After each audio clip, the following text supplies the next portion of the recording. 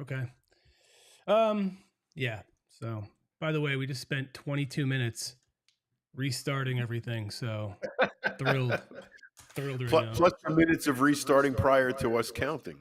Yeah, like I lost track of all things I was going to say. Yeah. Whatever. Did you watch that Tyson fight, by the way? I did. I did. Oh, My okay. opinion on it is that it wasn't real.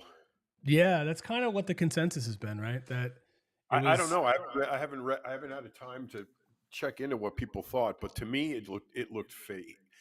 It's So, like, just what? when you see Tyson training and you see the Right. speed and the power and the finesse that he executes in the ring during practice, then you see him during the fight and he's like, you know, Yeah. it looks like he took like 10 beta blockers. I mean, it was like, what the hell? Where's Tyson? You know, It was a little weird. It was also like, what's the word? Just it was like a letdown. It's boring. well, Like I was bored. do you remember watching Tyson fight in his prime? Yeah. Used to Okay, buy the pay-per-views, man. That's way back in the day. his MO was the bell would ring and he'd charge out and tag the guy. I mean, he would waste no time, right? He would almost run over to the guy, to the Yeah. opponent, right? This time it was that whole thing was gone. And then everybody said, well, he's 58, he's 58, he's 50. I don't care if he's 58. He's exhibiting that kind of speed and power and finesse in practice. Why isn't he doing it in the ring on fight day? Yeah. So I don't, that's why I think it was fake. I don't think it was real at all. The guys who I know, one particular friend of mine is a boxing fanatic, and he agrees. He says that wasn't real. Hmm. So Well, I feel bad for the people that dumped a ton of money on it and treated it as such, like hoping that he was gonna like knock it, Tyson would knock Jake Paul's head off, and then that didn't happen, and then all their money evaporated. So there's that. I will say though, Jake Paul was very gracious. I Sure. mean, in he was very appreciative of the opportunity and complimentary. I thought he was a great sportsman in the whole thing, even though he won. I don't know how it would have been if he had lost, but I thought it was. I thought he acted absolutely perfectly. Yeah. I just wish Tyson had actually fought. Well, honestly, I was upset because I stayed up late, way past my bedtime. So it's like the next day I'm sitting there hurting, just not in a good way. Like I was just up too late. And I was also just pissed because it's like, like it's kind of like when a sport, so your team loses, it's not like my whole day is ruined, but it's like I wanted him to win. So Right. what can you Yeah. Yeah. do? Yeah. Plus, as Oh an old boy. guy, I wanted the old guy to win. You can't help that. You're not an old guy. Yes, But I am an old guy. shoot, you got to. So Romano's got reverb, dude. I'm honestly, I have thanks, reverb. Ricky. I don't. You know what? I'm gonna. Let me take 5 seconds here, Ricky, and vent. I have restarted this thing 50 times. I tried using my AirPods. For some reason, it won't connect, but maybe it will now. Let's see. Input. That's my chat, and then input. But you can't hear me now, right? I can hear you. Oh, you can. Yeah. Okay, here's the weird thing. I cannot hear you through my headphones, which is what I wanted to listen to take your reverb out. Oh, Oh, does my reverb happen when the earbuds are not being used? dude, I don't know. I'll try my other thing. Also, somebody called you an old goofball. Okay, that's nice. See, but not even my headphones work. Can't you just hear like that, like I'm doing? Yeah, but dude, it's like I'm trying not to have an echo. I don't have an echo. How come I don't have an echo? I don't know. How's that better, Ricky or Osif or No Cap? Tell me. All right, I'll turn his mic down a little bit. I can turn. I can't find my control panel. Good Lord, it's two bumbling hat wearing idiots right now. All right, Osif says it was real. You guys fell for what we call marketing in the biz. People hate Paul. No, I think, dude, I agree. It was definitely. Look, it's fantastic marketing. I think those Paul brothers are incredible marketers, and so is Mike Tyson.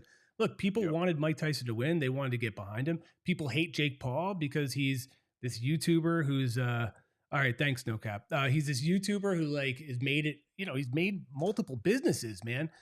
Like these people are that they're disrupting a lot of stuff. Doesn't I don't know which one of them. I think it's Jake Paul that sits there and taunts Dana White and talks about how, they don't pay anybody and all that stuff. Like it gets under his skin, I'm sure. I'm But sure it does. I don't know. I didn't know anything about the guy. Nothing. Zero. I didn't even know he was a boxer. I thought he was i- an internet influencer, and that was it. I had no idea he could box. So it was interesting. It came out of nowhere. It was well promoted and very well done. And I hope everybody involved made a shit ton of money because it was. I mean, even though Tyson didn't win, I mean, it sets up the rematch if there's going to be a rematch. Um, I I doubt it. just, think- I just, It- I would doubt it too. I think this was a one-time deal. They made a shit ton of money, and that's it. yeah, good for them. Like that's if I had that opportunity, even if they were like, look, we're gonna go fight, and it's like, all right, sure, I'll get out there, and you know, I'm gonna fight. it's like if somebody was like, hey man, you're gonna take on Mike Tyson for as many rounds as you can, phew, dude, you'd see me running around the ring, like that's all I would do is be juking and like running and rolling on the ground. It's that's what I would do. What is he? So 26, 27? Jake Paul. He's a kid, yeah, and he gets yeah, to he's walk good. around. He gets to walk the earth saying he beat Mike Tyson in a boxing match. So No, Osif. Okay, it's not okay. It's not that Jake Paul doesn't have talent. He's a great marketer, and he knows he's been taking on people with big names or that can draw a crowd still with him. And it's people that are what a lot older than him, and it's working. So, but you know what? Whatever. Like he did lose to somebody, right? I don't know if how he would fare if he would take on people of his talent that were the same age, but maybe that's not the marketing plan. That's not the idea. yeah, I look. The idea is to sell tickets. So I don't know. The fact that it was free on Netflix was great because normally that's a pay-per-view item, you know. Right. So Yeah. we got it for free. The advertisers had to pay, and I think altogether it was a genius move. So I don't know how anybody can complain. Yeah. I mean, I was going to cancel Netflix, but then I kept it just because I don't know about you, but I audited my streaming and I'm spending far too much money for what I'm getting. There's stuff I'm paying for. And I'm like, wow, I'm paying for Hulu. Like, oh, cool. Yeah, Like, hey, look, there's I Paramount canceled Plus. Hulu a while ago. Yeah, I don't need it. But it's just too much. I mean, this was the whole idea of ditching my cable box in 2010. I think when I first did that. And now I'm like, yeah, I'm spending more money and I'm not getting as much quality. So that's cool. That's awesome. But I don't really don't even know what we spend. We have Netflix and Amazon Prime, Prime Video, and Paramount. mhm. And the only reason we have them is because my wife and I binge watch, series, like Yellowstone or whatever. And you got to have those services to get those shows. But for the 99% of the TV that I watch, which is very little except for the news, I get on YouTube. So, Yeah. See, I don't watch the news anymore. I'm done with I got to be done with the news. It's just it's a rage machine mhm. that's there to just irritate people and aggravate them to come back. And it's the same as this fight. It's to market to people, specific groups. And I just can't. I need a break. I need a break from it, man. But what's the alternative? The alternative is you go live off the grid somewhere in Alaska. I I mean, know. you got to take each extreme for what it's worth. But we have, when I was a kid, we had five channels. Like we had, 7, 11, 5, 4, 2, and that was it. And And Howdy Doody, you watched and you listened to Little Orphan Annie on yeah, the radio. I never watched Little Orphan Annie, but it was a ton. It was a lot of great, shows, cartoons, whatever, and it was spread across those five channels, and that was it. And everybody was okay with it for decades, and then now I never really realize it until I check into a hotel because, like I said, I always watch Netflix. I never watch network TV. Now, Yeah. when I check into a hotel and I start flipping through the channels, I go like, "There's over 1,000 channels here. Yeah. How can you watch 1,000 channels?" You You know, I can't. mean, You don't. Nobody it's does. just insane. I mean, I don't. It's also it's all trash. You know, a lot of times it's like I will tell you this. My kids watch kids YouTube, and it is some of the goofiest, dumbest things ever. But I look at the view count, and it's astronomical. It's like Yeah, people running over colorful plastic objects and making noises, or these people running around, you know, exploiting their kids, putting them in all these different situations, and dressing them up, and putting a bunch of flashy like stars and noises. And my kids eat it up. They're like, "Oh man, look at whatever." I don't even know their name, but they're like, "Wow, that's brilliant. What a fun time they're having." Like, is it though? Is it fun? I hate it. I yeah. hate it. Well, you know, the interesting thing that if you talk about the news, how you don't watch the news is dying, if not dead, Yeah. much in the same way as print died when the internet popped up. Hmm. So you've got now the legacy media channels, you know, NBC, CBS, MSNBC, CNN. They all don't even come close to viewership of Fuck. guys like Joe Rogan, Ben Shapiro, Bill O'Reilly, you know, and any of the middle of the road or conservative news sources. They don't even come close. Joe Rogan has 22 million subscribers. You know how many people CNN gets in prime time? 900,000. So, you know, people are leaving network news in droves and going to podcasts where they get non-infiltrated content that you don't have to worry about big tech fucking with the news organization. So See, if I I want the don't truth, it's real simple to go. I just pick a oh, podcast changing and there you go. hats. You got it. See, I don't think that that's true. I don't think it's about getting unfiltered. I think it's more about hearing what you want to hear from like-minded people. And a lot of You mean times, like like the people, confirmation bias a like little that? bit, yeah. Because I mean, like all the people you just said are very conservative, right-leaning people, and that's fine. But like, just Well, like if I were like, hey, you Rogan's know, not. yeah, he's more of a libertarian, I guess. But like, Yeah, and that's libertarian, but he was a Democrat. I mean, he's voted Democrat before, no, I so know. Look, but my whole point is that like, uh, I get what you're saying, but I also think look, I think it happens to this industry as well, right? Not just out of print, but look at how brands have lost a lot of ground. A lot of them, anyway, have lost a lot of ground to yeah.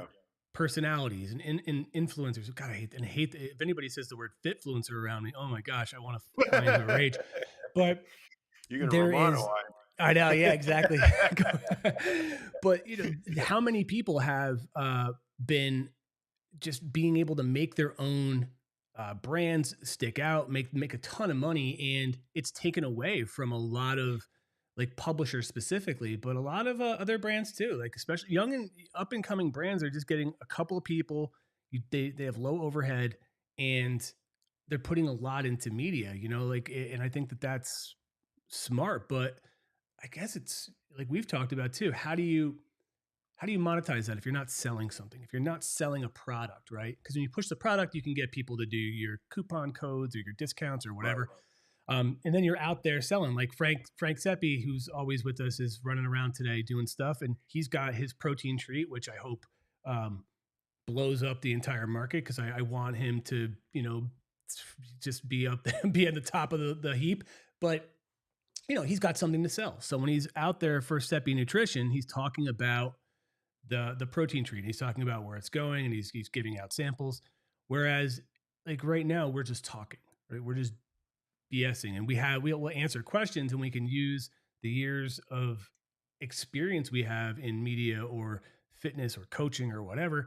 But it's not the same as something tangible that you're actually selling. Right. So Right. I don't know Well, how then some of the then there's all the monetization efforts that the platforms put forward. I mean, Patreon pays Mhm. you, YouTube pays you, Facebook pays you. So, I mean, you know, I look at it this way: if I had somebody to follow me around all day with a camera and edit clips for me, I'd be famous beyond recognition because you know, I do a little of this, a little of that, you know, and there are things that people find interesting. So, you know, This guy Vito Iacopelli or whatever his name is, the pizza guy, right? Pizziolo. He's just a dude who makes pizza, and he's got millions of followers, you know. And it's like, what the fuck? How come bodybuilding and fitness you have to like scrub the rust off a battleship in order to get, Yeah. recognition? I mean, it's nuts. Well, I don't think you do. I think that there's specific things that work really well.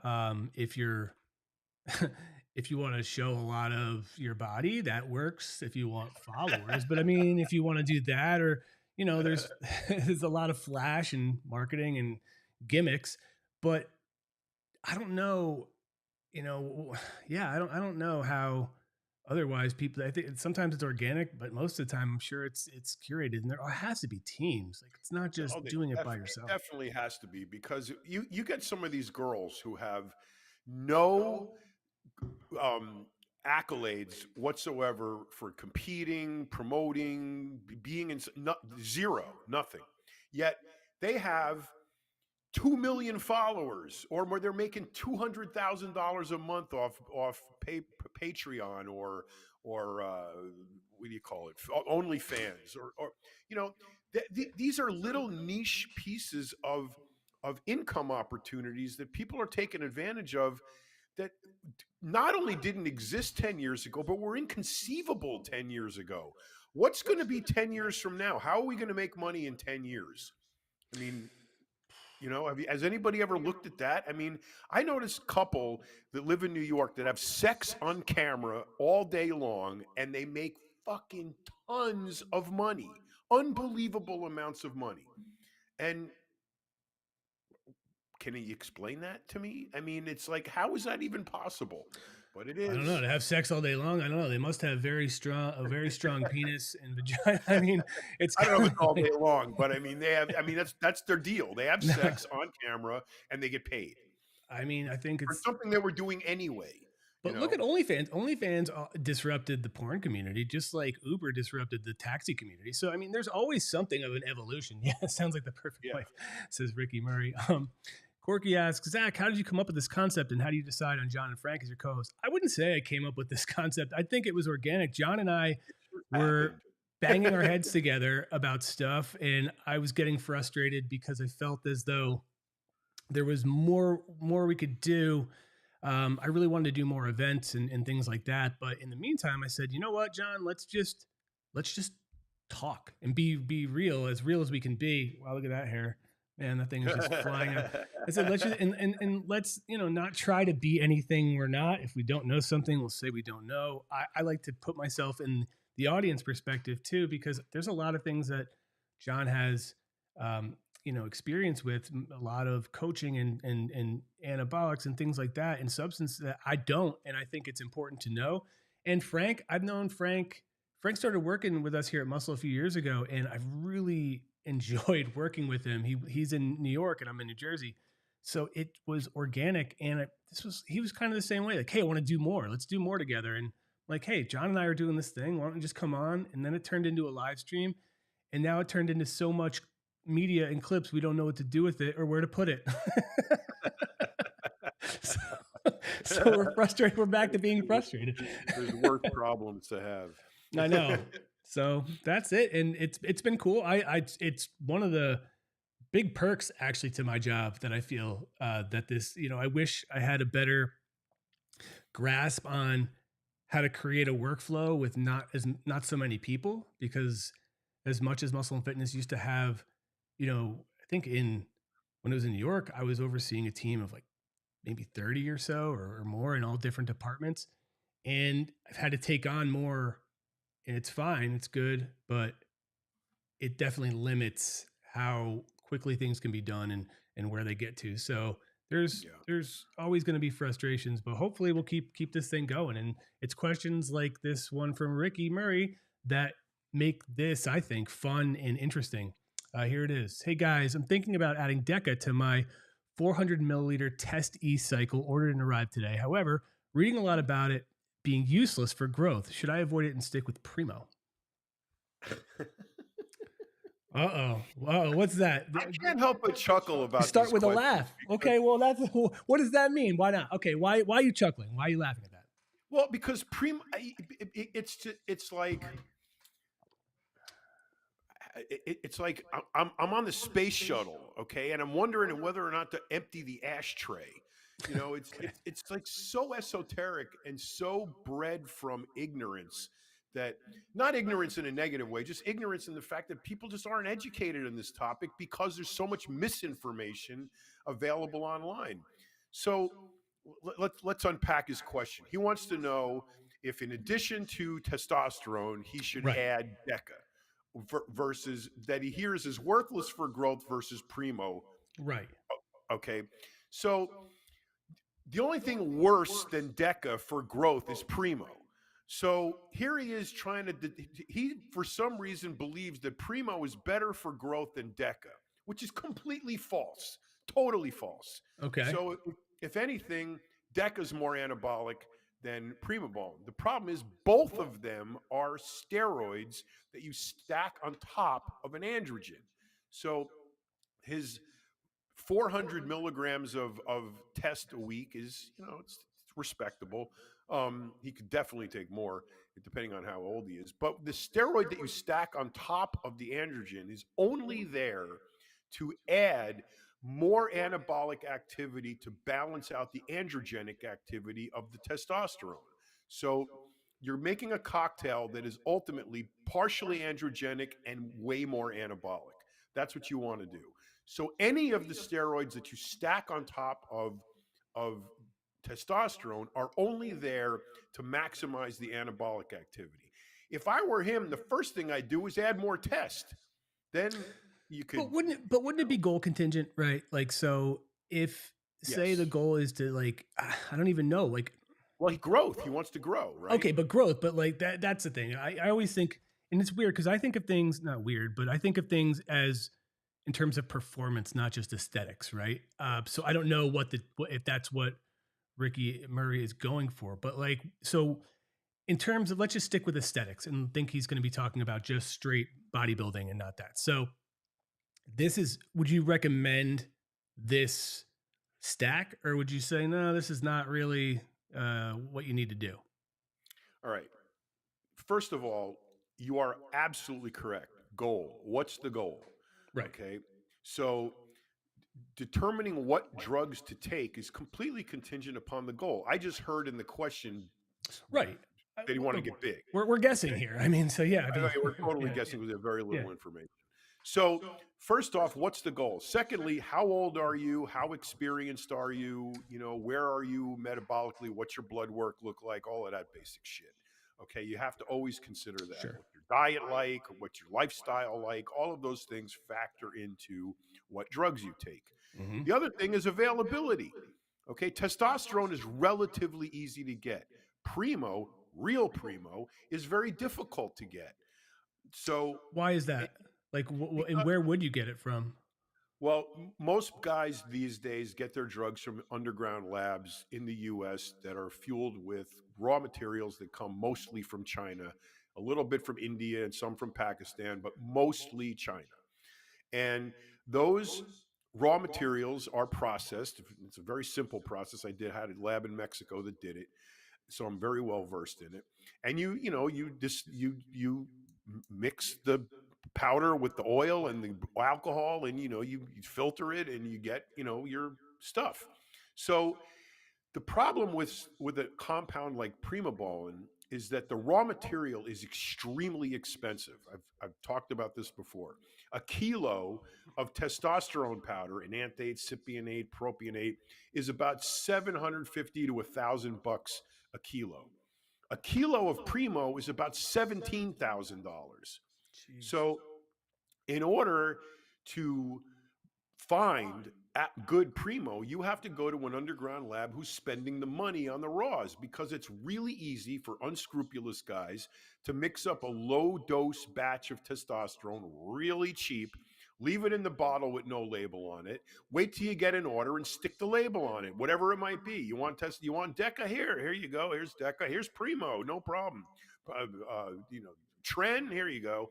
It looks all the same in the bottle. Right. So so you're not, Nice. You muted. Oh, nice. Look at that. isn't Thank you that for the good? I mute. mute Yeah, I my thought cough. I was getting ready for like I know better the. ways to do that. So so that's it. So where are you getting your drugs from is the number one most important thing, because that's going to determine what you can take and if Yeah. it's real. So you gotta pass that hurdle first. The best thing that you can do, rather than worry about what to combine with each other, is find a source and see what that source has and work with that. All right, that's fair. 17 grand though. Wow, you got to take out like a second mortgage on that just to get those. It's There's a the more expensive ones, but you've also, what you said too about there are unscrupulous people. I bet you there's a lot of them because Yeah, a lot of there is. people are certainly not going to think. And what are some of the horror stories you've heard about going to the wrong places? Well, the one I just mentioned. I mean, I had this competitor in Mexico that was trying to undercut me, and my commitment to the bodybuilding community in Mexico was, if you buy it from me, it is the real deal. It's legit. If you want Right. trend, it's trend. If you want primo, it's primo. I don't care what the cost is. I have a great source for raws. I will not rip anybody off. This other guy was completely the opposite. He had some makeshift shop set up in an old laundromat, and he